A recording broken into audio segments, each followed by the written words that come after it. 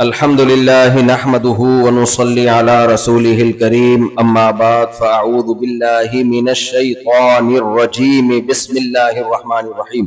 ہم نے ایک ڈاکومنٹری دیکھی تھی، اس میں مگرمچھ شکار کرتا ہے، نہیں شیر شکار کرتا ہے دریا کے کنارے، اور دریا کے کنارے اس کو کھانے کی کوشش کرتا ہے، اتنے میں پیچھے سے مگرمچھ آتا ہے اور شیر کا شکار لے جاتا ہے اٹھا کر، ریڈی میڈ ناشتہ۔ تو وہ ڈاکومنٹری ہندی میں تھی، تو وہ کہتا ہے لو بھائی کرے کوئی اور کھائے کوئی اور۔ تو ہم تو اب جو ہمارے اکابر اور علماء نے محنتیں کی ہیں اس کا پھل کھا رہے ہیں۔ ابھی محنتیں کرنے والے تو گزر گئے۔ کینیڈا میرا جانا ہوا، اس سے پہلے میں کینیڈا سے ہو کے آیا ہوں۔ میری ایک ملاقات ہوئی وہاں پہ ایک مولانا صاحب جو 40 سال پہلے کینیڈا گئے تھے، کہتے ہیں 40 سال پہلے حلال گوشت نہیں ملتا تھا، جو مسلمانوں کی اولادیں ہیں مرتد ہو چکی تھیں، تو وہ مولانا ہندوستان سے گئے کہ ان کا تعلق بھی دیوبند سے، کہتے ہیں میں نے وہاں جا کے جو انہوں نے محنت کی، بچوں کو اپنی گاڑی میں لینے جاتے، گھر میں مسجد میں لا کے قرآن پڑھا کے فری میں واپس پہنچاتے، کیونکہ لوگ اپنے بچوں کو قرآن پڑھانے کے لیے بھی تیار نہیں تھے۔ کئی مہینے کئی سال سبزیاں اور دال پہ گزارا کیا۔ مسلمان گزارا کر سکتا ہے دال پہ؟ مسلمان جس نے 4 شادیاں کرنی ہو، گوشت کھائے بغیر، گوشت کے بغیر اس کا گزارا نہیں ہوتا۔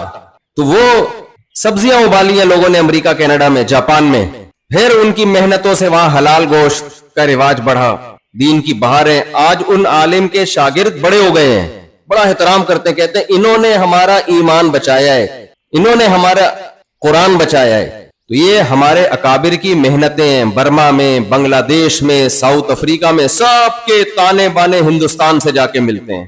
مظاہر علوم دارالعلوم دیوبند، جہاں بھی دنیا میں جاؤ، جہاں بھی اتنے مدرسے۔ میں سب سے پہلے 2015 میں برما آیا، میانمار۔ برما تو ایک غیر مسلم اسٹیٹ ہے۔ میں جب وہاں گیا، وہاں میں نے بڑے بڑے مدرسے دیکھے، دینی تعلیم ہو رہی ہے، 8 سال کے لیے بچے پڑھ رہے ہیں وہاں پہ۔ تو میں نے پوچھا بھائی یہاں دینی تعلیم اور مسجدیں کیسے آباد ہیں؟ اتنی بڑی بڑی مسجدیں، اتنے امام کہاں سے ملے؟ کہاں سے آئے بھائی؟ کوئی مظاہر علوم سے، دیوبند سے ایک مولانا آئے تھے 50 سال پہلے، کوئی 60 سال پہلے، ان کی محنتیں۔ افریقہ میں جاؤ تو یہ گجراتی لوگ بھی کوئی اللہ کی الگ ہی مخلوق ہے، جہاں دنیا میں گئے مدرسہ بنایا، مسجد بنائی، اپنے خرچے پہ، اپنی تجارت پہ۔ دنیا میں ہر جگہ گجراتی ملیں گے آپ کو، ہر جگہ، یہاں بھی ہے ماشاءاللہ۔ گجراتیوں کے جو جد امجد تھے نا، جو دادا کے پردادا، لگتا ہے ان میں ایک شادی کا رواج نہیں تھا، کیونکہ پوری دنیا کو گجراتیوں سے بھرنا یہ ایک بیوی سے ممکن نہیں ہے۔ ایک ہمارے جو KPK کے ماشاءاللہ پشتون ہیں، ساری دنیا میں پھیلے ہوئے ہیں۔ جو قوم بھی زندہ رہنا چاہتی ہے نا، اس کو اپنی نسل بڑھانی پڑتی ہے۔ بارڈر توڑ کے، ملک چھوٹا پڑے بارڈر توڑ کے نکلتے ہیں۔ اٹلی جب میں گیا، اٹلی گیا تو میں نے وہاں بنگلہ دیشی ساتھی بہت دیکھے، اتنے ملنے آ رہے تھے، بنگلہ دیش کے، یہ بنگلہ دیش کے، یہ بنگلہ دیش کے۔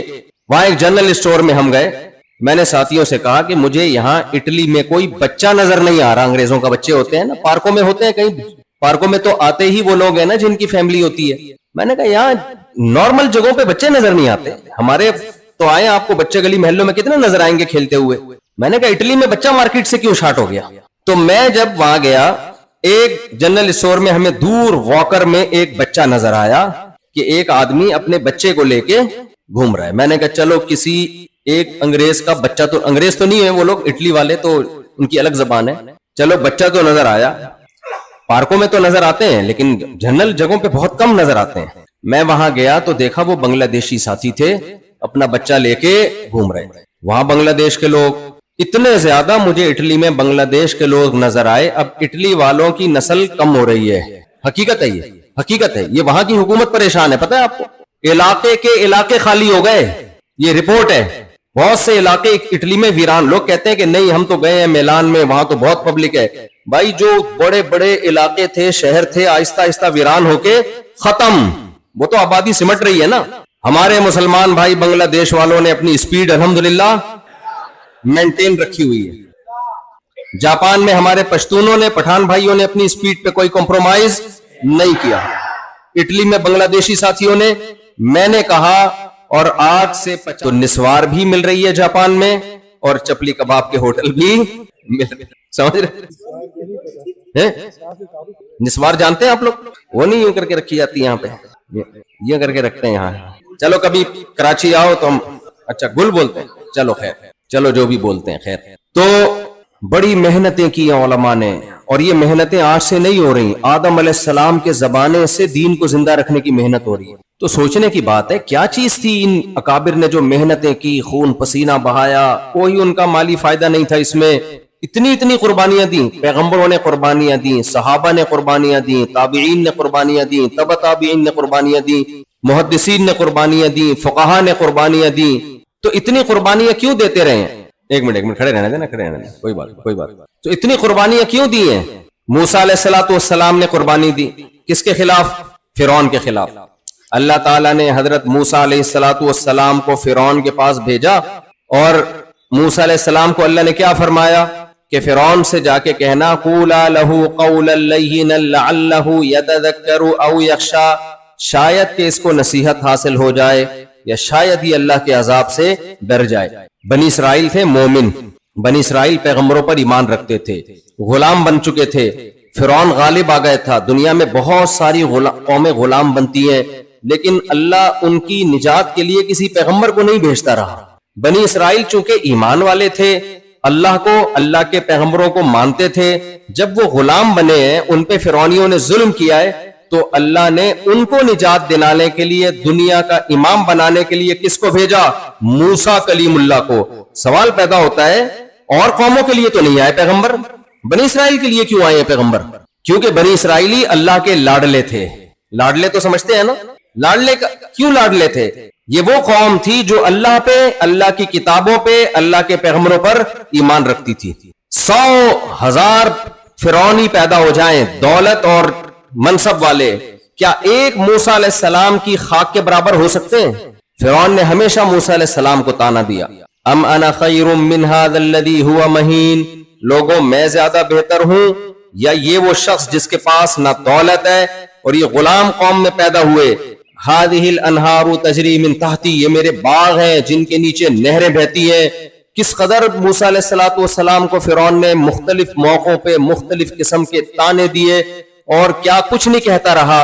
لیکن اللہ کو حضرت موسیٰ علیہ السلام سے اتنی محبت، قرآن میں جس پیغمبر کا سب سے زیادہ نام استعمال ہوا ہے وہ کون سے پیغمبر ہے؟ موسیٰ علیہ السلام. حالانکہ نہ دولت ہے اور نہ حکومت ہے، کچھ بھی نہیں. یہ جو تبلیغ والے کہتے ہیں نا ایمان ایمان ایمان، یہ مذاق تھوڑی کر رہے ہوتے ہیں. اللہ کی نظر میں سب سے بڑی اہمیت کس کی ہے؟ دیکھو مجھے ایک بات بتاؤ، آپ کے والد صاحب، آپ کے ابا کے 2 بیٹے ہیں، ہونے تو نہیں چاہیے، 8-10 ہونے چاہیے، لیکن اتفاق سے کتنے ہیں؟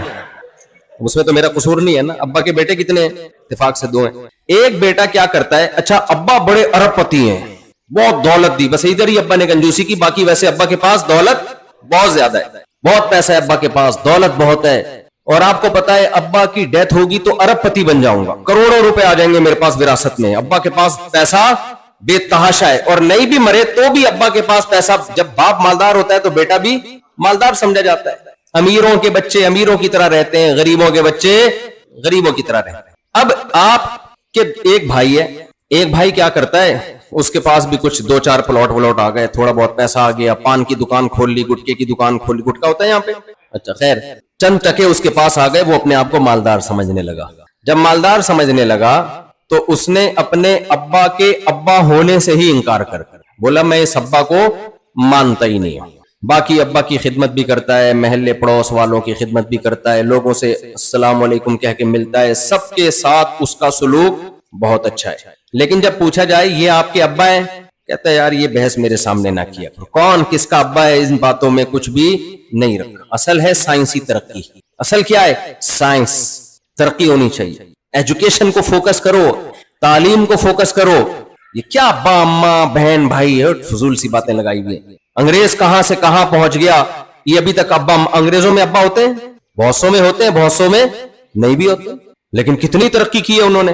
دوسرا بیٹا ہے جو غریب ہے، نہ اس نے کوئی بہت زیادہ ترقی کی، نہ اس کے پاس پیسہ ہے، لیکن جب کوئی ان سے پوچھتا ہے کہ آپ کے ابا کون ہیں تو وہ کہتا ہے یہ میرے ابا ہیں. میں کبھی بھی ان سے دستبردار نہیں ہو سکتا, کبھی بھی ان کو میں چھوڑ نہیں سکتا. اگر مجھ سے ابا کی نافرمانی ہو جائے تو ابا سے معافی مانگوں گا, سوری کروں گا. دنیا کی نظر میں اس پہلے والے کی ویلیو بہت زیادہ ہوگی, لیکن ابا کی نظر میں اس پہلے والی کی ویلیو 2 ٹکے کی نہیں ہوگی. آج پہلی دفعہ ٹکے کا لفظ میں ایسی جگہ استعمال کر رہا ہوں جہاں ٹکا استعمال ہوتا ہے, بنگلہ دیش. ورنہ یہ مثالیں میں نے بہت دی ہیں, 2 ٹکے, لیکن ایسی جگہ لوگوں کو بتانا پڑتا ہے ٹکا کی. ہاں تو چلتا ہی ٹکا ہے. ایک آدمی کو کسی نے تانا دیا, 2 ٹکے کے آدمی, اس نے کہا سر آپ نے اپنی ویلیو میرے ساتھ برابر کر دی, اس پہ مجھے بہت افسوس ہوا. خیر, تو ابا کی نظر میں وہ بیٹا جو ابا کو سرے سے مانتا ہی نہیں ہے, باقی بہت سارے کام کر رہا ہے, لوگوں کی نظر میں تو حیثیت ہوگی, ابا کی نظر میں ہوگی حیثیت ہے بھائی؟ کوئی حیثیت نہیں ہے. ابا کہے گا جو مجھے مانتا ہی نہیں ہے تو ٹھیک ہے نا, لوگوں کے لیے خدمت کر رہا ہے تو لوگوں سے اجر لینا اس کو. تو یاد رکھو اس کائنات کو سائنسدانوں نے نہیں بنایا, اس کو کس نے بنایا ہے؟ یہ بنی نہیں ہے, بنائی گئی ہے. خود بخود دنیا میں کچھ ہوتا ہے؟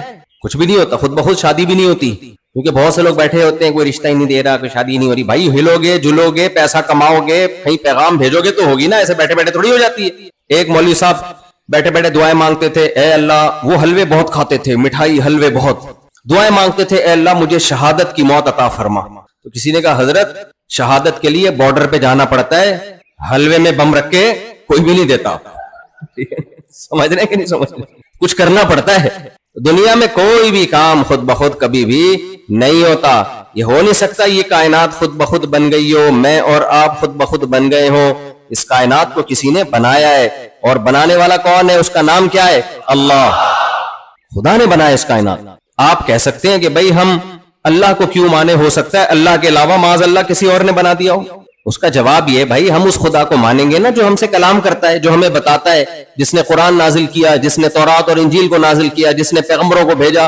اللہ کے علاوہ کوئی اور خدا ہے ہی نہیں جو اپنا انٹروڈکشن کرواتا ہو, اپنا تعارف کرواتا ہو. کیا خیال ہے بھائی؟ ہم اللہ سے پوچھتے ہیں اللہ تجھے راضی کرنے کے لیے کیا کرنا ہے؟ اللہ کہتے ہیں 5 نمازیں پڑھنی ہے.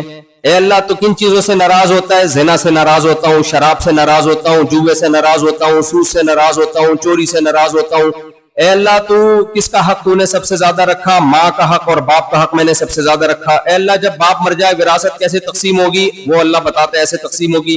ایک تو یہ اللہ ہے. دوسرا, اگر اللہ کے علاوہ کوئی اور خدا ہے تو آج تک اس نے کچھ سمجھایا نہیں اپنے بندوں کو, بات ہی نہیں کر رہا, وہ چپ چاپ بیٹھا ہوا ہے. تو ہم گونگے بہرے خدا پہ ایمان لائیں, بولنے والے خدا پہ ایمان لائیں جو کلام کرتا ہے؟ تو وہ اللہ کے علاوہ آپ کے پاس کوئی ہے نہیں. مارکیٹ میں جب آپ کے پاس کوئی آپشن نہیں ہوتا تو جو ہوتا ہے وہی وہ ہوتا ہے آپ کے پاس. آپ کہتے ہو بھائی دیکھو گھر میں فون کرتے ہو, یہ چیز اتنے کی مل رہی ہے, اماں کہتی ہیں سستی لے آ, اماں اس دکان کے علاوہ کہیں اور نہیں مل رہی, تو اماں کہتی چل وہیں سے لے آ. تو جو چیز اویلیبل ہوگی وہی مانی جائے گی نا. ہم جس خدا پر ایمان رکھتے ہیں وہ کلام کرتا ہے, وہ اپنا تعارف کرواتا ہے. اللہ لا الہ الا هو الحی القیوم لا تأخذہ سنۃ ولا نوم. پوری اپنے بارے میں اس نے معلومات دی ہمیں, اور بندوں سے کبھی ڈسکنیکٹ نہیں ہوا. آدم علیہ السلام کے ذریعے اپنے بندوں سے رابطہ کیا, موسیٰ علیہ السلام کو پیغمبر بنا کے بھیجا, عیسیٰ ابن مریم کو پیغمبر بنا کے بھیجا, داؤد علیہ السلام کو, سلیمان علیہ السلام کو, یونس علیہ السلام کو, اور موسیٰ علیہ السلام کو, محمد صلی اللہ علیہ وسلم کو, ابراہیم علیہ السلام کو, اسماعیل علیہ السلام کو, یوسف علیہ السلام کو, یعقوب علیہ السلام کو, سب کو بھیجتا رہے تاکہ اللہ کا پیغام وہ اللہ کے بندوں تک پہنچاتے رہیں. تو یہ والے اللہ پہ ہی ہم ایمان لائیں گے, اس کے علاوہ کوئی اور گاڈ نہیں ہے جس پہ ہم ایمان لائیں, کیونکہ وہ ہوتا تو وہ اس طرح ہم سے کلام کرتا اور ہمیں اپنے بارے میں بتاتا. دیکھو مجھے ایک بات بتاؤ, آپ بچپن سے بڑے ہوئے, آپ جن کو ابا سمجھتے رہے, ڈیڈی پاپا کہتے رہے, ان کی خدمت کرتے رہے, وہ آپ کے گود میں اٹھا کے گھومتے رہے, آپ اسی 50 سال کے ہو گئے, آپ اسی میں. ایک دن آپ کے ابا کے بچپن کے دوست نے کہا کہ تمہارا ابا میں ہوں, یہ نہیں ہے, لہذا میرے ساتھ زندگی گزارو. آپ بولو گے میں 40 سال کے ساتھ 40 سال سے تو ان کے ساتھ گھوم رہا ہوں, میں 40-50 سال سے, اور یہ مجھے اپنے اولاد بھی کہتے ہیں اور میں ان کو اپنا ابا بھی کہتا ہوں. کاغذات میں بھی میں نے ان کو اپنا ابا کہہ دیا, اور اب بھی یہ مجھے اپنا بیٹا کہتے ہیں. پڑھایا لکھایا بھی انہوں نے, اور کاغذ میں بھی یہ میرے ابا ہے. تو اتنے دن آپ خاموش کیوں رہے ہیں بھائی؟ آپ فوراً آتے نا, بولتے غلط, تم کی گود میں اٹھا رہے ہو, میرا بیٹا ہے, میں گود میں اٹھاؤں گا. تو اگر وہ کوئی معقول جواب دے تو ٹھیک ہے, اگر معقول جواب نہ دے, بولے بس میں ویسے ہی چپ بیٹھا ہوا تھا, ویسے ہی. ڈاکٹر نے مجھے زیادہ بولنے سے منع کیا تھا, ڈاکٹر نے کہا تھا زیادہ بولنے سے گلا خراب ہوتا ہے. تو 40 سال تک میں بولا ہی نہیں اس چکر میں. آج میرا گلا ٹھیک ہوا ہے تو میں نے کہا. آپ اس سے کہہ رہے ہو بھائی آپ کا گلا کیا, آپ تو اتنی گھنٹے گھنٹے تقریریں کرتے ہو, گلا کیسے خراب ہے یار, وہ الگ بات ہے, لیکن یہ والی بات ڈاکٹر نے بولنے سے منع کی تھی. تو آپ مان لو گے اس باپ کا دعویٰ جو جھوٹا باپ ہے؟ کبھی بھی نہیں مانو گے. بولے ہٹ یہاں سے, دفاؤ. ہم جس اللہ پہ ایمان رکھتے ہیں وہ تو کلام کرتا ہے, آدم علیہ السلام کے زمانے سے لے کے کتابیں بھی نازل کر رہا ہے, احکامات بھی نازل کر رہا ہے. اور جو دوسرا خدا ہے اگر کوئی ہے وہ ہزاروں سال سے چپ بیٹھا ہوا ہے, یا تو اس کا گلا خراب ہے یا اس کو ڈاکٹر نے بولنے سے منع کیا ہے. تو ہمارے پاس اللہ کے علاوہ گاڈ, اللہ کے علاوہ ماننے میں ہمارے پاس کوئی آپشن ہے ہی نہیں, تو اللہ ہی کو ماننا پڑے گا ہمیں خدا. اس لیے یاد رکھو اسلام کا کانسیپٹ 2 اور 2 4 کی طرح کلیئر ہے, اس لیے ہم مسلمان ہیں. اسلام کے ساتھ کوئی مذہب پنپتا ہی نہیں ہے بھائی. اللہ کا تصور اتنا کلیئر, پیغمبروں کا تصور کلیئر ہے, تعلیمات 2 اور 2 4 کی طرح کلیئر ہیں. تو میرے اور آپ کے پاس اگر ہم مذہب کو فالو کرنا چاہیں تو اسلام کے سوا کوئی آپشن ہے ہی نہیں, کوئی اسلام کے ٹکر کا ہے ہی نہیں, تو ہم وہاں کیوں جائیں؟ تو اس لیے جو اللہ کو مانتے ہیں, جو اوریجنل خدا ہے وہ کون ہے؟ اللہ. تو اللہ اپنے ماننے والوں کو, کوئی جمشید کا بیٹا ہو, جمشید نام کے لوگ ہوتے ہیں معذرت کے ساتھ, تو جو بیٹا جمشید صاحب کو مانتا ہوگا کہ میرے ابا ہیں, اور ایک بیٹا نہیں مانتا, تو دنیا تو شاید دوسرے کو سر پہ بٹھائے, لیکن ابا کی نظر میں اس کی کوئی ویلیو نہیں ہوگی. ابا اس کو پہلے اس کو مانیں گے جو ابا کو مانتا ہے, ابا کو نہیں مانتا تو ابا کہے گا بھائی تو ساری دنیا کو مانتا ہوں. اس لیے میرے بھائی رنگ رلیوں پہ زمانے کی نہ جانا اے دل, یہ خزاں ہے جو بانداز بہار آئی ہے. کافر کی ترقی دیکھ کر کبھی کافر سے متاثر مت ہو. ہاں اپنے اندر کوئی خامی ہے اس کو ضرور ٹھیک کرو, اور اس کے اندر کوئی خوبی ہے تو اس کو فالو کرو, مگر یہ مت سمجھو کہ کافر ترقی میں آ کے کامیاب ہو گیا اور اگر ہم ترقی نہ کر سکے تو ناکام ہو گئے. نہ ناکام. بعض دفعہ دنیا میں ظالم آدمی ترقی کر لیتا ہے, مظلوم ترقی میں پیچھے رہ جاتا ہے. تو معیار کامیابی کا یہ نہیں ہے کہ آپ کے پاس کتنا پیسہ, کتنی شہرت, کتنی دولت. اللہ اس کے رسول صلی اللہ علیہ وسلم کی نظر میں کامیابی کا معیار آپ سے اللہ خوش ہے یا نہیں ہے, بس. آپ اللہ کو مانتے ہو کہ نہیں مانتے؟ اللہ آپ سے خوش ہے یا نہیں؟ آپ اپنے ویژن میں بھی اگر ناکام ہو جاؤ, اللہ خوش ہے تو بھی آپ کامیاب ہو. آج لوگ کیا کہتے ہیں, بھئی یہ بیچارہ اپنے ہدف میں, ویژن میں, گول میں کامیابی نہیں ہوئی. کوئی بات نہیں. نبی صلی اللہ علیہ وسلم نے فرمایا بہت سے پیغمبر ایسے بھی آئے ہیں جنہوں نے دین کی دعوت کا کام شروع کیا اور ایک شخص بھی ایمان نہیں لایا اور ان پیغمبروں کو قتل کر دیا گیا. تو وہ آئے تھے دین کی دعوت کے لیے, ایک بندہ بھی ایمان نہیں لایا, تو دنیاوی لحاظ سے ان کا مشن کمپلیٹ ہوا نہیں ہوا. لیکن کیا پیغمبروں کو کوئی ناکام کہہ سکتا ہے؟ پھر بھی کامیاب تھے. کیوں؟ کون راضی تھا ان سے؟ اللہ راضی تھا. تو اس لیے ایمان بہت بڑی نعمت ہے, بہت بڑی نعمت. اور یاد رکھو بعض چیزیں انسان کو بغیر محنت کے ملتی ہیں تو بھی وہ اللہ کی نعمت ہے, اگر نعمت ملی ہے. مجھے ایک بات بتاؤ, آپ کروڑ پتی باپ کے بیٹے تھے, اتفاق سے آپ کو ابا نے گھر سے نکال دیا, آپ نے دوسری شادی کی بات کی, ابا نے کک مار کے گھر سے, اسی وجہ سے نکالا جاتا ہے, اور تو کوئی معقول ریزن اب تک ذہن میں آئی نہیں ہے, نکال دیا ابا نے. کیا کر دیا؟ جب بیان خواتین بھی سن رہی ہیں معذرت کے ساتھ, تو آپ کو نکال دیا. لیکن شریعت کیا کہتی ہے؟ باپ مرے گا تو وراثت کس کو ملے گی؟ بال چاہے نالائق ہو چاہے لائق ہو, وراثت ملتی ہے شریعت میں. اب آپ کی محنت کے بغیر بیٹھے بیٹھے کروڑوں روپے, کروڑوں ٹکے آپ کے پاس آ گئے, آپ اس کے مالک بن گئے. آپ نے مفتی صاحب سے جا کے مسئلہ پوچھا کہ میں تو ابا کا نافرمان تھا, کیا یہ وراثت میرے لیے حلال ہے؟ مفتی صاحب کہیں گے بھائی ابا کا نافرمان تھا تو دعا مانگ, توبہ طائب کر, وراثت بہرحال حلال ہے. تو یہ نعمت آپ کو ملی آپ کی محنت سے یا بغیر محنت کے؟ بغیر محنت. تو یاد رکھو جیسے دین کی, دنیا کی نعمت بعض مرتبہ بغیر محنت کے مل جاتی ہے, ایسے ہی دین کی نعمت بھی بعض دفعہ بغیر محنت کے مل جاتی ہے. دین کی نعمت بھی. ہم مسلمان ماں باپ کے گھر پیدا ہو گئے, غیر مسلم جب بیچارہ ایمان قبول کرتا ہے بہت محنت کرتا ہے, وہ قتل کی دھمکیاں. یہ جو غیر مسلم کہتے ہیں نا, براڈ مائنڈڈ ہوتے ہیں, جو مذہب قبول کر لو کچھ نہیں کہتے ہیں, نہ ایسا ہے نہیں. میں نے دیکھا ہے, میں مذاہب کے نام نہیں لوں گا کیونکہ مقصد کوئی نفرتیں پھیلانا نہیں ہے. بہت سے مذہب والوں میں نے دیکھا ہے کہ اگر کسی نے مذہب قبول کیا, اسلام کی طرف گیا, غائب, پتہ ہی نہیں کہاں گیا, وہ قتل کر دیتے ہیں. ایسے بہت واقعات ہیں میرے سامنے, جن مذہب والوں کے ان مذہب کا نام بھی لے سکتا ہوں, فائدہ نہیں ہے, خام خامے نفرتیں پھیلتی ہیں. تو غیر مسلم جب اسلام قبول کرتا ہے بہت قربانیاں دینی پڑتی ہیں اس کو, بہت محنت کرنی پڑتی ہے اس کو. ہمیں اللہ نے غریبی میں اسلام دے دیا. ماں باپ مسلمان تھے, ہم بھی کیا پیدا ہو گئے, مسلمان. تو اب یہ نہیں کہہ سکتے کہ یہ اللہ کی نعمت نہیں ہے. بھائی بعض دفعہ فری پھوکٹ میں بھی نعمت بولو مل جاتی ہے. لیکن فرق کیا ہوتا ہے, جب فری پھوکٹ میں نعمت ملتی ہے تو وہی حشر ہوتا ہے جو فری کی وراثت کا ہوتا ہے, اور جب قربانی دے کے نعمت ملتی ہے تو وہی ہوتا ہے جو اپنا کمایا ہوا بزنس کا پیسہ ہوتا ہے. سمجھتے ہو کہ نہیں سمجھتے؟ میں نے بہت سے لوگ دیکھے ابا کی وراثت ملی, جن میں خود بھی ہوں, تجربوں کی بھیٹ چڑھا کے برباد, کیونکہ خون پسینہ لگا نہیں ہوتا تو اس کو دے دیے پیسے, وہ بزنس کرے گا, رکشا خرید کے اس کو دے دیا, ٹیکسی خرید کے اس کو دے دی, ایک دکان کھول کے اس کو دے دی, سب نے برباد کر کے بیڑا غرق. ہمارے حضرت مفتی رشید احمد صاحب فرمایا کرتے تھے اس زمانے میں کوئی کسی کو پیسہ دے تو یہ بے وقوف, اور جو لے کے واپس کر دے وہ اس سے بڑا بے وقوف. سمجھ رہے ہو؟ ایک صاحب میرے پاس آئے, مجھے کہنے لگے مفتی صاحب جو کسی کو پیسہ دے وہ بے وقوف, یہ سمجھ میں آتا ہے, لیکن جو لے کے واپس کر دے وہ اس سے بڑا بے وقوف کیوں؟ میں نے کہا جس کو یہ بات سمجھ میں نہیں آئی وہ ان دونوں سے بڑا بے وقوف. سمجھ رہے؟ اب مجھے نہیں پتا آپ لوگ کی سمجھ میں آیا کہ نہیں آیا. اگر نہیں آیا تو آپ ان تینوں سے بڑے بے وقوف. تو جب فری پھوکٹ کی وراثت ملتی ہے نا تو کیا ہوتا ہے, محنت تھوڑی ہوتی ہے, اس کو دے دیا, ادھر لگا دیا, ادھر انویسٹ کر دیا, سب برباد کر کے بیٹھ گئے. لیکن جو خون پسینہ لگا کے پیسہ کماتا ہے, ایک ایک روپیہ خرچ کرنے سے پہلے سوچتا ہے. اس کے پاس جب کوئی آئے گا نا مجھے 1 کروڑ چاہیے, اب میری زبان پہ تو روپے چڑھا ہوا ہے نا, فی الحال روپے ہی چلانے دو, 1 کروڑ روپے چاہیے, میں بزنس کروں گا, آدھے پروفٹ تیرا آدھا میرا. اب آپ نے چونکہ 1 کروڑ خون پسینے سے کمایا ہے تو آپ اس کو جواب میں کہتے ہو تو اپنا 1 کروڑ روپے رکھ لگا لے اور پورا تیرا, پورا پروفٹ کس کا, مجھے آدھا دینے کی ضرورت ہی نہیں. کتنا اچھا مشورہ دے دیا نا. یہ مشورہ وہ دیتا ہے جو اپنی محنت سے پیسہ کماتا ہے, جو اپنی محنت سے.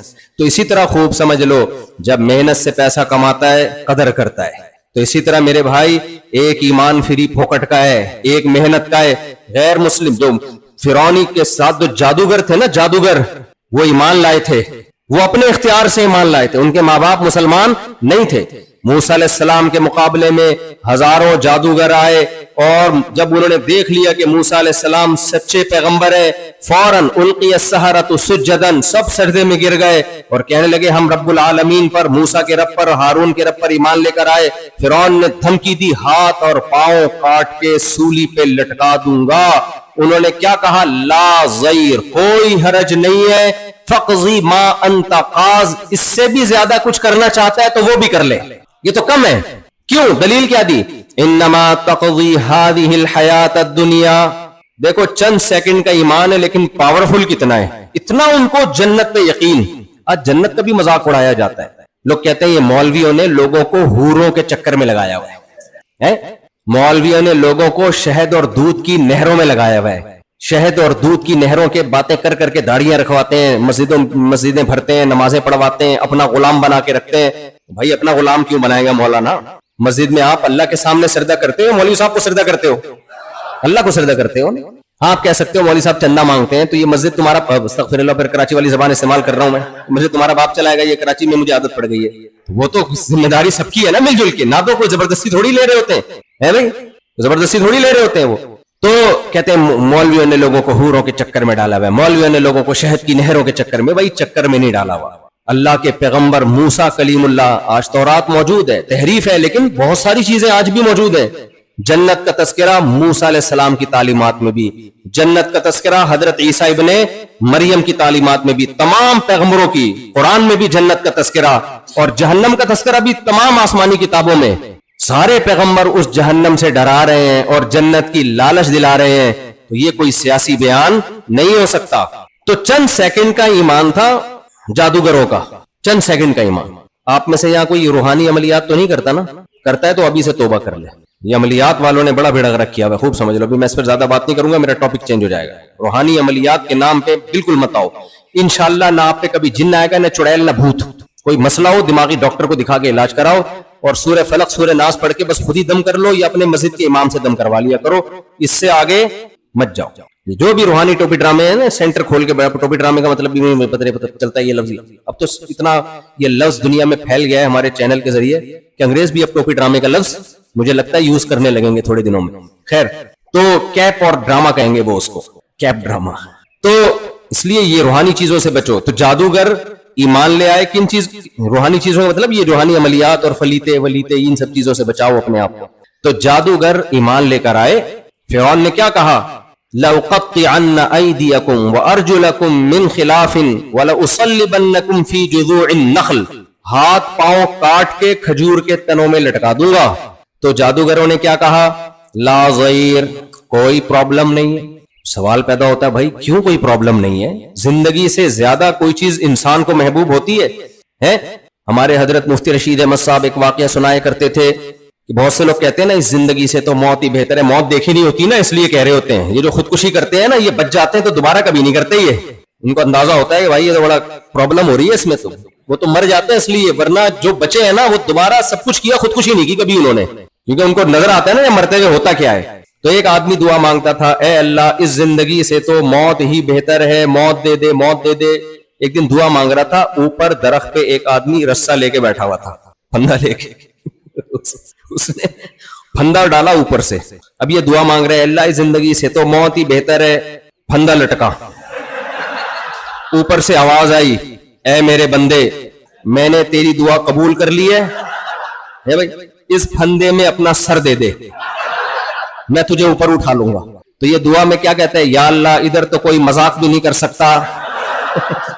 अल्लाह को क्या समझा रहा है, तो कोई मजाक भी नहीं कर सकता है। भाई मौत जब तक अच्छी लगती है जब तक देखी ना हो, वरना दुनिया में सबसे ज्यादा नापसंदीदा चीज इंसान के लिए क्या है, मौत। तो फिरौन क्या कह रहा है, सबके हाथ पांव काट के खजूर के तनों पे मार दूंगा लटका के मैं।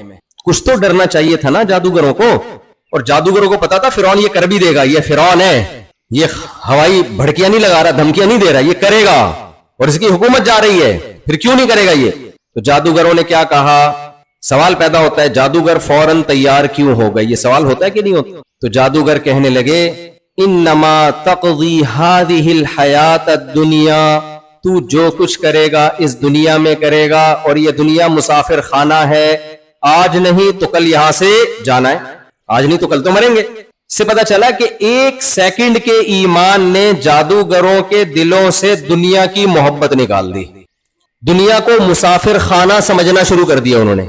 हम 4 टके आ जाए ना हमारे पास, तो हम ये समझते हैं कि यही है सब कुछ, हमने यही रहना है। जब भी कोई अपना बड़ा घर दिखाया करे ना, इतना बड़ा घर देखो मेरा, तो एक तो दुआएं दिया करो, नेमत है अल्लाह की, लेकिन फौरन सोचा करो जाना कहां है, कब्रिस्तान। जाना कहां है भाई, कब्रिस्तान। मरेंगे, खत्म, फिनिश।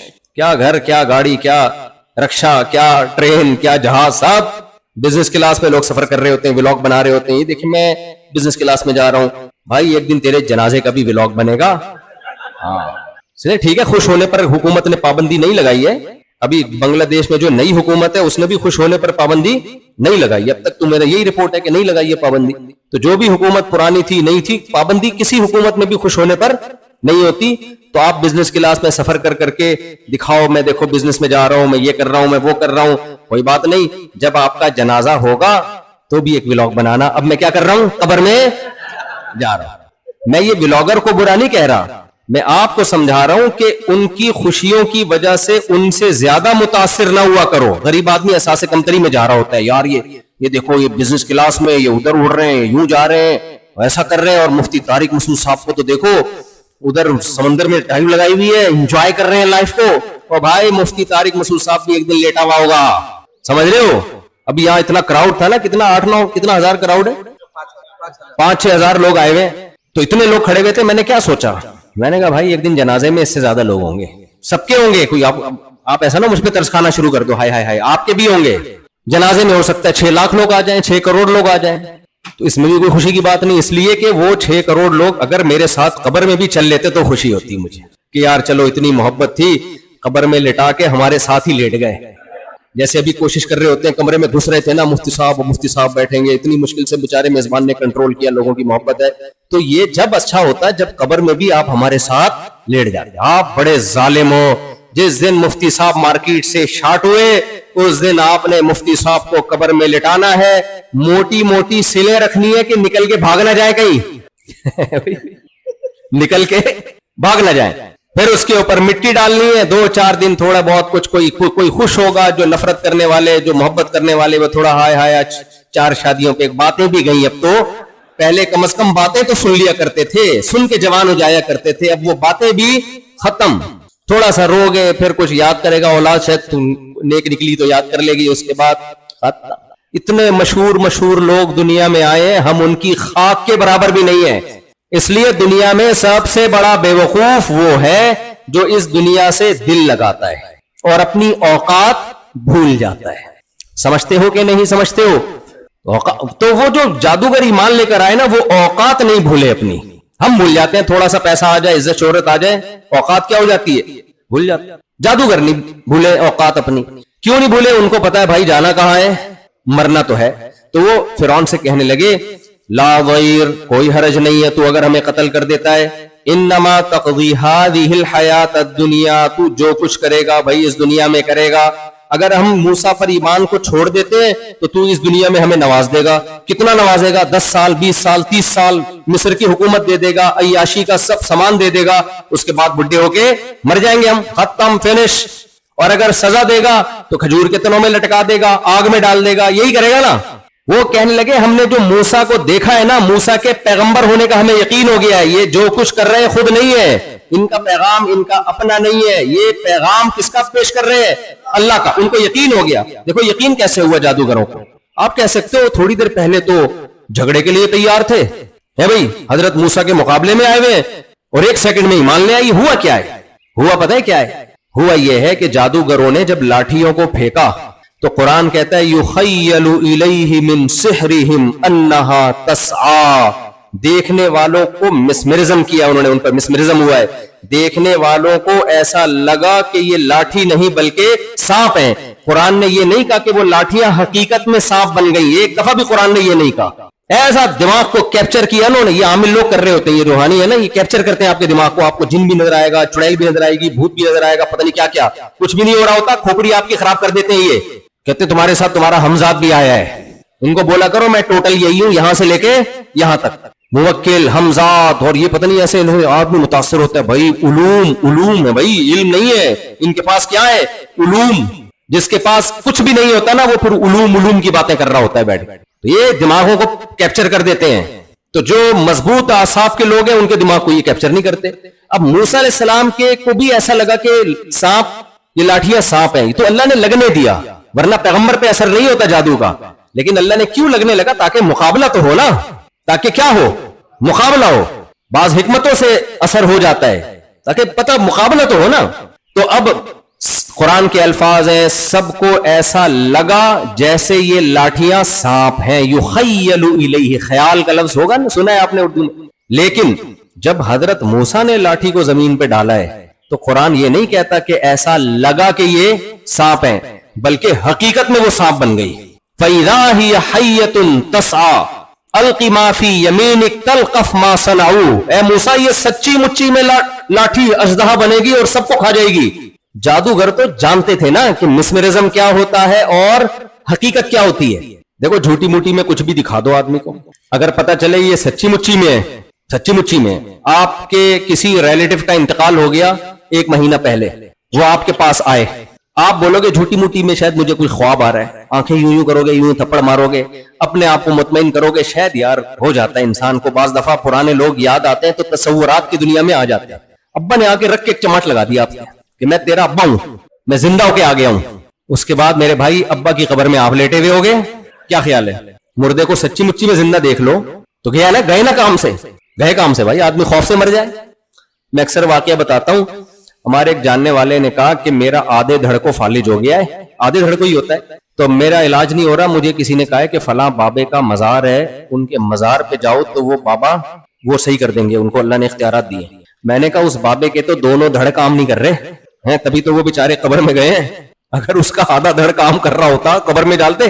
جس کے دونوں دھڑ کام نہیں کر رہے وہ تمہارا آدھا دھڑ کیسے ٹھیک کرے گا؟ مشرک کے پاس نا عقل نہیں ہوتی, خوب سمجھ لو. کھوپڑی کے علاوہ سب کچھ ہوتا ہے, مشرک کے پاس عقل نہیں ہوتی. بھائی اللہ سے مانگو, اللہ حاجات کو پوری کرتا ہے. تو خیر، تو جادوگروں نے دیکھا کہ موسیٰ علیہ السلام نے جو لاٹھی کو سانپ بنایا تو یہ لاٹھی کیا سچی مچی میں کیا بن گئی؟ سانپ۔ وہ کہنے لگے کہ یہ ناممکن ہے کہ کوئی حقیقت میں لاٹھی کو سانپ بنا دے، یہ موسیٰ کا کام نہیں ہے علیہ السلام، یہ کس کا کام ہے؟ اللہ کا۔ اس لیے فَأُلْقِي، قرآن میں فا ہے تعقیب مع الوصل کے لیے، علماء سمجھتے ہیں اس کا مطلب فوراً ایک کام ہو، اور القیہ کا مطلب فعل مجہول ہے۔ ریفلیکٹ ایکشن کا نام سنا ہوگا نا آپ نے، غیر شعوری حرکت، بعض چیزیں لاشعور میں ایک دم کر لیتا ہے آدمی، تو لاشعوری طور پر انہوں نے کہا بھائی اب ہمارے پاس موسیٰ کو پیغمبر مانے بغیر کوئی چارہ نہیں ہے، فوراً دھڑام سے سجدے میں گرے کہ ہم آپ کے رب پر ایمان لے آئے۔ تو جب ایمان لائے ہیں، یہ اس لیے نہیں کہ ان کے ابا مسلمان اور ان کی اماں مسلمان، دیکھا ایمان لائے، فوراً قربانی دینے کے لیے تیار، کیونکہ موسیٰ علیہ السلام کی باتیں تو سن چکے تھے پہلے، کفر کی حالت میں بھی سن چکے تھے، لیکن شک میں تھے کہ پتہ نہیں یہ صحیح کہہ رہے ہیں غلط کہہ رہے ہیں۔ جب یقین ہو گیا یہ اللہ کے پیغمبر ہیں تو بھائی پیغمبر کی زبان سے سچ کے سوا کچھ بھی نہیں نکلتا۔ وَلَوْ تَقَوَّلَ عَلَيْنَا بَعْضَ الْأَقَاوِيلِ لَأَخَذْنَا مِنْهُ بِالْيَمِينِ ثُمَّ لَقَطَعْنَا مِنْهُ الْوَتِينَ۔ قرآن کہتا ہے پیغمبر اگر مجھ پہ کوئی جھوٹ کی نسبت کر دے، کوئی غلط بات کر دے، میں دائیں ہاتھ سے پکڑ کے شہرک کو کاٹ ڈالوں۔ پیغمبر کی یہ مجال نہیں ہے، پیغمبر کے لیے ممکن نہیں ہے کہ وہ کوئی ایسی بات کرے جو اللہ کی نہ ہو، لیکن اس کی نسبت کس کی طرف کر دے؟ اللہ کی طرف کر دے۔ تو جادوگروں نے دیکھ لیا تھا کہ موسیٰ علیہ السلام نے بتایا کہ جو اللہ کے لیے قربانی دیتا ہے جنت ملتی ہے، جو کفر پہ مرے گا، نافرمانی پہ مرے گا، کہاں جائے گا؟ جہنم میں۔ پہلے شک تھا، اب کیا ہو گیا؟ یقین۔ اب جب جنت کا یقین ہو گیا تو پھر ہماری طرح کا لنگڑا لولا ایمان نہیں ہے، ہماری طرف ہم پتہ ہے کیسا ایمان، ٹرائی کر کے دیکھو، دین پہ چلو، اگر آخرت ہو گئی تو کامیاب ہو جائیں گے، نہیں ہوئی تو چلو ختم۔ نہ نہ نہ، یہ نہیں ہے۔ جادوگروں نے کہا انما تقضی هذه الحیات الدنیا، تو جو کچھ کرے گا اس دنیا میں کرے گا۔ کیا ہو گیا بھائی؟ بیٹھ جائیں بھائی، بیٹھ جائیں، پیچھے بھی لوگ دیکھ رہے ہیں نا، بیٹھ جائیں، پیچھے لوگ بیٹھ جائیں، شاباش، بیٹھ جائیں، بیٹھ جائیں، بیٹھ جائیں، شاباش، شور نہیں کریں۔ تو جادوگروں نے کیا کہا؟ بس میں بات کو سمیٹ رہا ہوں جلدی سے نا، ہاں بس ٹاپک بھی مکمل ہو رہا ہے میرا۔ کیا کون سے والے؟ اچھا، تو دیکھو کیا کہا جادوگروں نے، انما تقضی هذه الحیات الدنیا، تو جو کچھ کرے گا اس دنیا میں کرے گا، کتنا کر لے گا، ترقیاں کتنی دے دے گا، سزائیں کتنی دے دے گا۔ انا آمنا بربنا لیغفر لنا خطایانا وما اکرہتنا علیہ من السحر، ہم جب اللہ پہ ایمان لائیں گے تو اللہ جو کچھ ہمیں دے گا تو اس کا تصور بھی نہیں کر سکتا۔ اللہ کیا دے گا ہمیں؟ سب سے پہلے اللہ ہمارے کفر میں جو ہم نے گناہ کیے سب معاف کر دے گا۔ ایمان کی برکت کیا؟ ایمان لاتے ہی الاسلام یہدم ما کان قبلا، پچھلے سارے گناہوں کی دیوار کو گرا دیتا ہے۔ دوسرا، ہم نے کلیم اللہ کے کلیم سے مقابلہ کیا ہے، اس کا تقاضا تو یہ تھا ہم پہ فوراً عذاب آ جاتا کہ ہم پیغمبر کے مقابلے میں آئے۔ ہم ایمان لائیں گے، اللہ یہ گناہ بھی ہمارا معاف کر دے گا۔ دیکھو جس کے دل میں ایمان ہوتا ہے نا اس کو مغفرت کی بہت فکر ہوتی ہے۔ آج لوگ آتے ہیں مختلف مسائل لے کر، مفتی صاحب میرے ساتھ یہ مسئلہ چل رہا ہے اس کے لیے دعا کریں، مفتی صاحب میرے ساتھ کاروبار نہیں چل رہا یہ دعا کریں، مفتی صاحب میرے گردے میں پتھری ہو گئی ہے دعا کریں، مفتی صاحب میرے گھٹنے کے مسئلے چل رہے ہیں دعا کریں، وغیرہ وغیرہ۔ ایسے بہت کم لوگ ہوتے ہیں جو کہتے ہیں مفتی صاحب آپ دعا کرو اللہ میرے پچھلے سارے گناہوں کو معاف کر دے۔ ہمارے نبی کے پاس زیادہ کیسز یہ والے آتے تھے، آخرت والے، اور ہمارے نبی بھی جب صحابہ کو کسی عمل پہ ترغیب دینا ہوتی نا تو آپ فرماتے یہ کام کرو اس سے گناہ معاف ہوں گے، یہ کام کرو اس سے گناہ معاف۔ آج ہم جب کسی کو کسی عمل کی ترغیب دیتے ہیں یہ کام کرو پیسے میں برکت ہوگی، یہ نیکی کا کام کرو صحت اچھی ہوگی، روزہ رکھو کولیسٹرول کم ہوگا، ہے بھائی۔ صحابہ کو ترغیب دینے کے لیے حالانکہ وہ گناہ نہیں کرتے تھے، وجہ کیا تھی؟ ان کو پتا تھا مغفرت اللہ کی نعمتوں میں سے سب سے بڑی نعمت ہے، قیامت کے دن معافی تلافی ہو جائے اس سے بڑی کوئی نعمت ہو نہیں سکتی ہے۔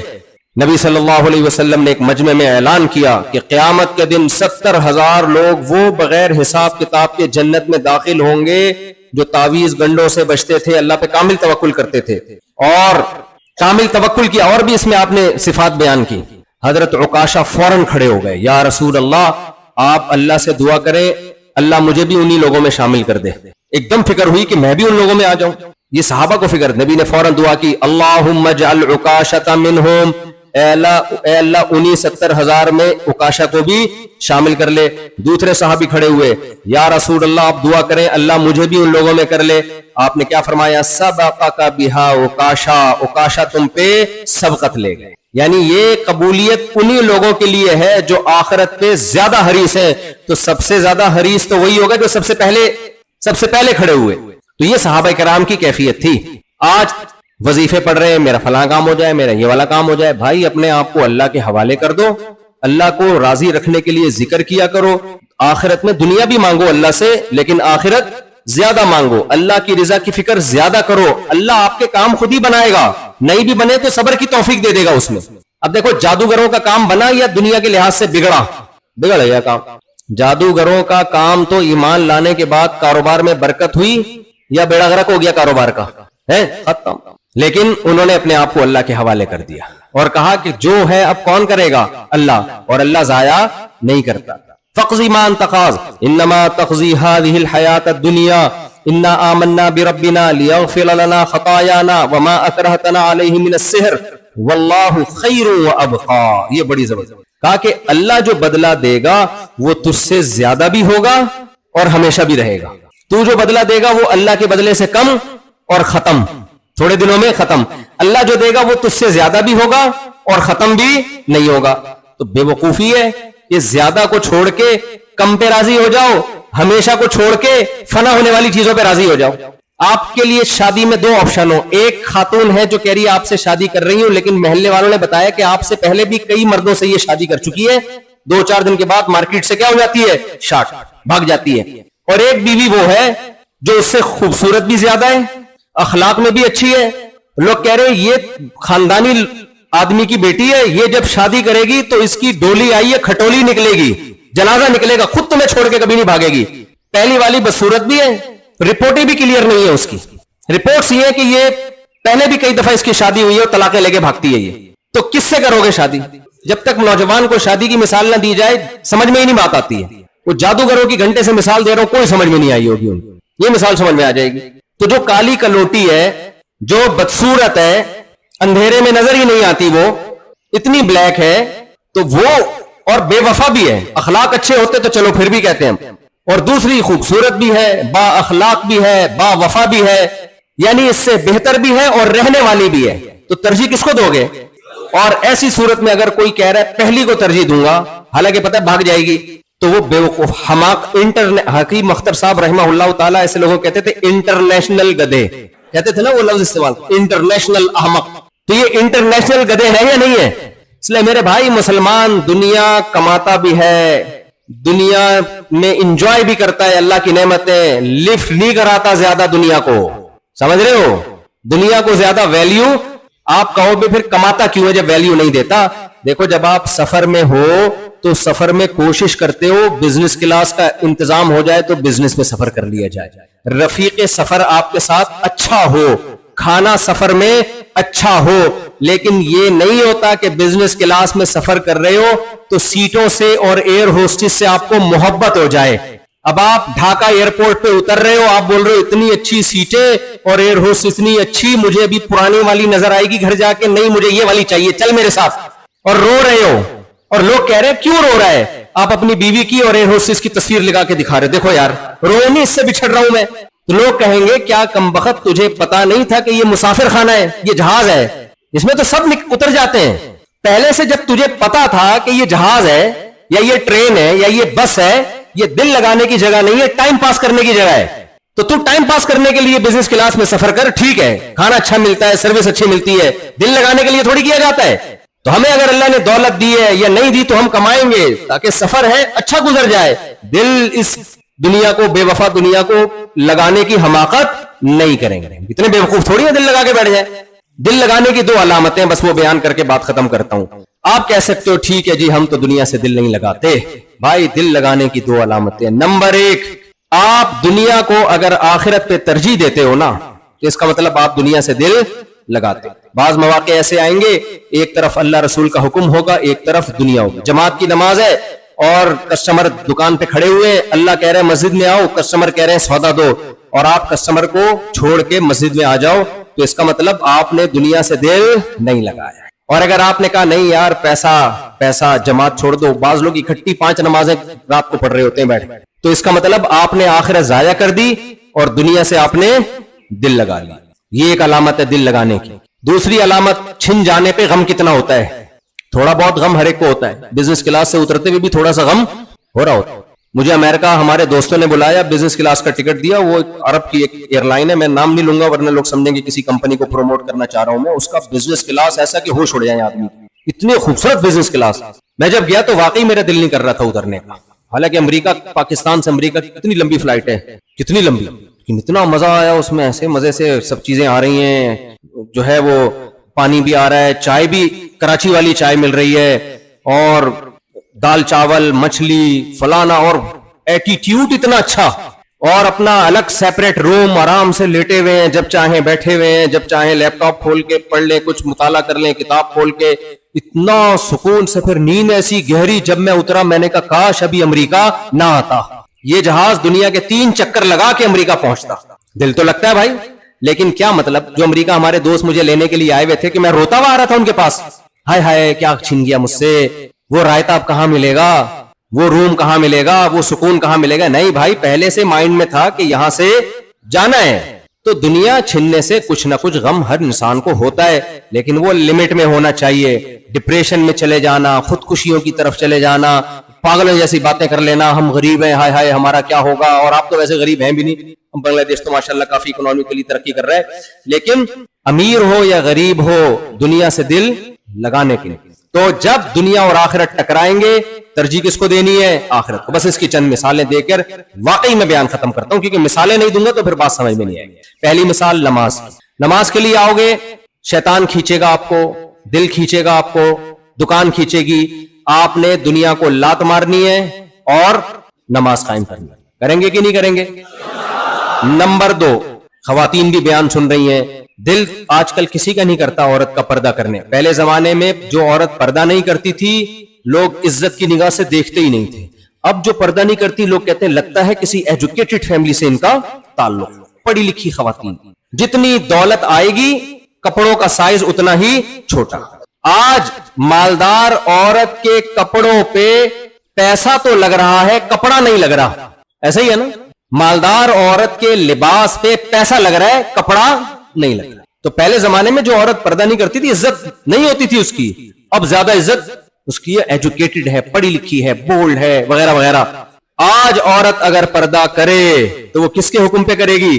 اللہ کی. وہ دنیا کو لات مار دے. اور میرے بھائی، بہت معذرت کے ساتھ، عورت پہ چچا زاد بھائی سے پردہ بھی فرض ہے، دیور سے پردہ بھی. دیور شوہر کا چھوٹا بھائی اور شوہر کا بڑا بھائی جیٹھ، ان سے بھی عورت پہ پردہ فرض ہے.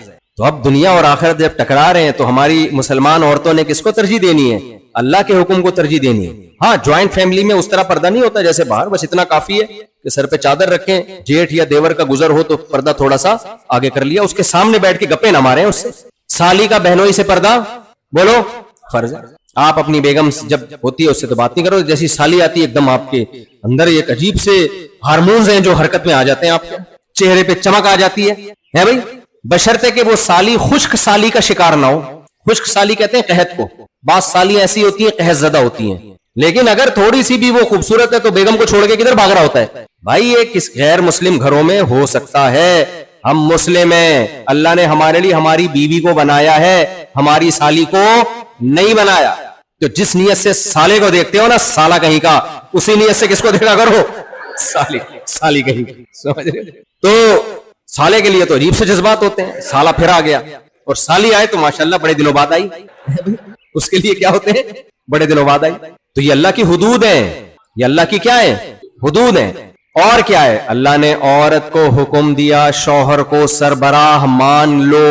میں نے آرٹیفیشل انٹیلیجنس سے اپنے بارے میں پوچھا، 4-5 دن پرانی بات ہے، اپنے بارے میں پوچھا یہ کون ہے، کیا باتیں کرتا ہے. آرٹیفیشل انٹیلیجنس نے کہا یہ بندہ کہتا ہے عورتوں کو کہ شوہروں کی اطاعت کیا کرو. یہ لکھا ہوا ہے میرے بارے میں. اس کے ان بیانات پر یہ متنازع بیان ہے. کچھ لوگ اس رائے سے اتفاق کرتے ہیں اور کچھ اس رائے سے یہ عورت کی آزادی کے خلاف سمجھتے ہیں. آرٹیفیشل انٹیلیجنس کہہ رہی ہے، کچھ لوگ اس کو عورت کی آزادی کے خلاف سمجھتے ہیں. دیکھو کوئی بھی دنیا میں آزاد نہیں ہے. امام آزاد ہے کیا؟ نہ. 3 नमाजों में नागे करेगा, कमेटी वाले पूछेंगे भाई क्या हो गया, तनख्वाह तो पूरी ले रहे हो, पूरे 3 नमाजें ही गोल कर गए, तो आजाद है इमाम। आप कहीं जॉब करते हो, आजाद हो आप, है भाई। आप कहते हो बॉस आजाद है, बॉस भी आजाद नहीं है, वो भी पाबंद है। उसको पता है अगर मैंने निगरानी छोड़ दी तो मेरा बिजनेस गया। वो भी बहुत सौ की चापलूसी भी कर रहा होगा, कड़वी कसीली भी बर्दाश्त कर रहा होगा अपनी कंपनी को चलाने के लिए। आजाद तो मेरे भाई दुनिया में कोई भी नहीं होता, नामुमकिन है। अगर औरत शौहर की इताअत से आजाद होगी तो एयर होस्टेस बनेगी, वहां उसका कोई बॉस होगा जो सारा दिन फिर लोगों की खिदमत में लगी रहेगी। किसी कंपनी में जॉब करेगी, वहां मुलाजिम होगी। हमने तो बाहर मुल्कों में अजीब मंजर देखा यार, खवातीन खाना पका भी रही हैं, सर्व भी कर रही हैं, बच्चा भी पाल रही हैं। ये जुल्म नहीं है क्या? किस कदर उसके ऊपर जिम्मेदारियां हैं, और मर्द अपाहज बने हुए हैं। तो औरत को अल्लाह ने जो हुक्म दे दिया शौहर की इताअत करो, ये औरत के फायदे के लिए। ये एक इताअत तुम्हें 1000 गुलामियों से बचाएगी। और शौहर को हुक्म दे दिया सारी जिंदगी का नान नफका इसके लिए, और तुम्हारी विरासत में भी इसका हिस्सा है। यहां कुछ खवातीन कहती हैं कि हमारे मियां तो जालिम है और वगैरह वगैरह, हम क्यों इनकी इताअत करें, और ये तो हमारे हुकूक अदा नहीं कर रहे। भाई ये तुम्हारे मियां का मसला है, सारी दुनिया के मियां ऐसे नहीं होते। तो इससे इस्लाम का हुक्म खराब थोड़ी हो जाता है। कुछ औरतों को मियां गलत मिल जाते हैं, जोड़ के नहीं होते, हम पल्ला नहीं होते। मास्टर्स लड़कियां मैट्रिक के भागे हुए लड़कों से उनकी शादियां हो रही हैं, ऐसे भी वाकयात हैं। मैट्रिक भी बड़ी बात है, मैंने डॉक्टर लड़की का निकाह 8वीं के भागे से करवाया हुआ है, तो जोड़ की शादी हुई है। तो उसका फिर वही हल है कि जब ज्यादा शादी होंगी तो फिर औरतों के लिए आसानी हो जाएगी। तो हर एक को बराबर का जोड़ कर, ज्यादा इसमें मैं बोलना चाहते हैं, ज्यादा मुनासिब तो वो खवातीन फिर जो है ना वो नाराज होती है। तो वो उसका हल ये है कि कुफूफ में निकाह हो नहीं रहा, लेकिन सारे मियाँ ऐसे नहीं होते भाई। कुछ मियाँ आप जैसे शरीफ भी होते हैं, वो अपनी जिम्मेदारी पूरी कर रहे होते हैं। तो उन मियाओं के बारे में अल्लाह ने हुक्म दिया कि सरबरा घर का कौन होगा, वो वाला में जो बुनियादी हुकूक, 100% तो दुनिया में सही कोई भी नहीं होता। तो ये औरत को हुक्म दिया है, मर्द को हुक्म दिया कि ये मातहत है, आपकी गुलाम और बांदी नहीं है, इससे मोहब्बत करो। अल्लाह ने इसको बनाया है, किसी और की तरफ तवज्जो। आज खवातीन को सबसे बड़ी शिकायत क्या होती है? मर्दों के, शौहरों के नाजायज ताल्लुकात, लड़कियों से दोस्तियां, बहुत दिल पे आरे चलते हैं औरत के। तो इसको अल्लाह ने हराम करार दिया है। मर्द को अल्लाह ने हुक्म दिया दाढ़ी काटने का या रखने का। हिम्मत करके रख लो मेरे भाई, क्या ख्याल है भाई? कोई टैक्स नहीं है इसके ऊपर, कोई वजन नहीं ज्यादा बढ़ जाता। मुफ्ती मोहम्मद शफी साहब के पास एक साहब आए, कहने लगे वो 2-4 मौलवी हैं, इतनी बड़ी बड़ी दाढ़ियां और उछल कूद मचाई हुई है उन्होंने, वो कोई वर्जिश कर रहे थे ना, इतनी बड़ी बड़ी दाढ़ियां रख के उछल रहे हैं। तो हजरत मुफ्ती शफी साहब रहमतुल्लाह ने फरमाया कि दाढ़ी का वजन तो एक शटांक भी नहीं होता भाई, उसको रख के उछलना कौन सा मुश्किल काम है? या तो इतना वेट होता ना कि उछला नहीं जाता। लोगों को दाढ़ी वाले के हर काम पे एतराज होता है। एक दाढ़ी वाले जा रहे थे गाड़ी में, कहीं बेचारी किसी खातून को गलती से टक्कर हो गई, तो खातून ने कहा इतनी बड़ी गाड़ी रख के टक्कर मारते हो, इतनी बड़ी दाढ़ी रख के टक्कर मारते हो, शर्म नहीं आती? उन्होंने कहा मोहतरमा ये दाढ़ी है, ब्रेक नहीं है। ये दाढ़ी है, ब्रेक नहीं। तो हिम्मत करके क्या कर लो, दाढ़ी बढ़ा। अल्लाह ने हुक्म दिया है। देखो सिख लोगों को मैंने कनाडा में देखा, पैदाइश से लेके मौत तक कहीं के बाल नहीं काटते। कितना मुश्किल हुक्म है ये, कहीं के बाल नहीं काटते, रखते हैं मौत तक। उनके मजहब ने कहा वो करते। हमें तो शर्म आनी चाहिए, हमारे मजहब ने तो सिर्फ ये कहा दाढ़ी बढ़ा दो, बाकी तो बाल काटने का हुक्म दिया हमें। सर के बाल में इजाजत दे दी, काटो रखो तुम्हारी मर्जी है। सिर्फ एक हुक्म दिया दाढ़ी बढ़ा दो, तो क्या जा रहा है भाई, इसमें कौन सी टेंशन है? तो हिम्मत करके रख लो, ये हल्का हुक्म नहीं है, अब पैगंबर का ऑर्डर है ये। और अल्लाह ने हमें हुक्म दिया सूद मत खाओ, अल्लाह ने हमें हुक्म दिया चोरी मत करो, अल्लाह ने हमें हुक्म दिया मुआहिदों की पाबंदी करो, झूठ मत बोलो। ये बहुत सारे अहकाम है, मैंने तो मोटे मोटे। और एक आखिरी हुक्म जिसमें आज नौजवान बहुत मुब्तला हैं, बेहयाई। अल्लाह ने हमारे लिए औरत के पास जाने के लिए निकाह के अलावा कोई और रास्ता नहीं रखा। फौज फिल्में देख के अपनी ख्वाहिश पूरी करना, लड़कियों से दोस्तियां लगाना, नाइट क्लबों में जाना, डांस पार्टियों में जाना, किसी भी तरह से औरत से रिलेशन कायम करोगे, दुनिया की थोड़ी देर की लज्जत मिल जाएगी, आखिरत आपसे हमेशा के लिए रूठ जाएगी। मुसलमान अफीफ और पाक दामन होता है, अपना दामन गैर औरतों से दागदार नहीं करता। तो अल्लाह ताला से दुआ है, जो कुछ कहा अल्लाह मुझे भी आप सबको इस पर अमल की तौफीक अता फरमाए, जो कमी को ताहिया हो गई अल्लाह ताला माफ फरमाए। सुबह आप लोग मुसाफे के लिए आगे ना बढ़े, रश बहुत ज्यादा है, निकलने में बहुत मुश्किल होगी। तो इसलिए बेहतर यही होता है कि ना खुद तकलीफ में आए ना दूसरों को तकलीफ दें। दुआ मैंने कर ली है, फिर कभी हाथ उठा के भी दुआ मांग लूंगा। अल्लाह सबको دنیا اور آخرت کی برکتیں دے، ہر طرح کی پریشانیوں سے، غموں سے اللہ ہم سب کو بچا کے رکھے۔